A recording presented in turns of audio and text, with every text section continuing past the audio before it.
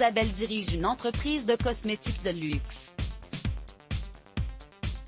Après avoir gagné son combat contre un cancer du sein, elle a imaginé des produits spécifiquement adaptés aux femmes en traitement, bronzées, sportives et ultra féminines. En août 2013, Isabelle Guillaume-Art, chef d'une entreprise de 250 salariés dans la cosmétique de luxe, est un modèle de réussite professionnelle.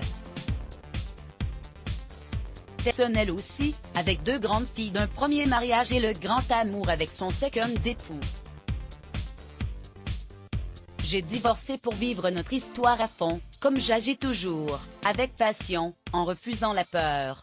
Le soir de leurs 5 ans de mariage, son mari lui souffle après l'amour, j'ai senti une boule, là, à ton sein. Point de bascule, le parcours qui suit est, hélas, familier, ablation de la tumeur, curage axillaire, chimio, radiothérapie. 9 mois de traitement douloureux, puis l'hormonothérapie par les 5 ans qui suivent. Aucune importance, jugent les proches, en fêtant la guérison. Sauf qu'on ne dit pas aux femmes qu'un autre combat commence. Martèle Isabelle. Il y a les séquelles, la crainte de la récidive et l'hormonothérapie, qui revient à supprimer les hormones, induisant libido en berne, acné, dépression. Contre cette dernière, Isabelle lutte. Les médecins sauvent la vie, mais qui se soucient du confort, de la féminité, elle a décidé de ne rien perdre, ni son entreprise ni son couple. Son tempérament lui permet de déjouer les plans d'actionnaires peu scrupuleux qui font visiter l'usine à des investisseurs chinois quand elle est en chimio. Isabelle les remplace par ses filles, Lisa et Cécile, qui peuvent emprunter alors que les assurances des banques lui ferment la porte.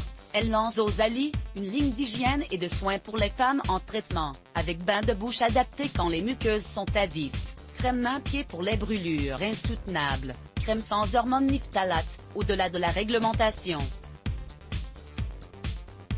Dès le lancement, en 2017, c'est un succès dans une trentaine de pays. Le cancer du sein est une pandémie. 2 millions de femmes sont touchées chaque année dans le monde, 600 000 en meurent.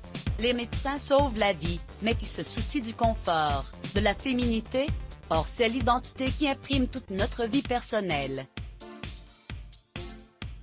Le cancer fait naître une autre femme.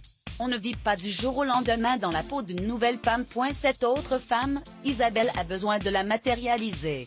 Elle coupe ses longs cheveux bruns portés fièrement, elle a trop pleuré de les voir tomber. Isabelle opte pour le blond platine court. Le matin, avant d'aller travailler, elle se remuscle pendant 2 heures. L'envie de plaire et d'aimer est intacte, mais le corps suit mal, du moins au début. On ne vit pas du jour au lendemain dans la peau d'une nouvelle femme. Alors, son mari s'en va. Une épreuve qui arrive à tant de femmes. Mais comme le chagrin étouffe l'énergie, Isabelle sourit. Disons que c'est notre amour qui n'a pas survécu. Pour faire grandir Osalie, Isabelle a besoin de toutes ses forces et d'incarner son slogan « Stay Beautiful ». Inscrivez-vous à la newsletter de closermag.fr pour recevoir gratuitement les dernières actualités Let's Block ADS. Why?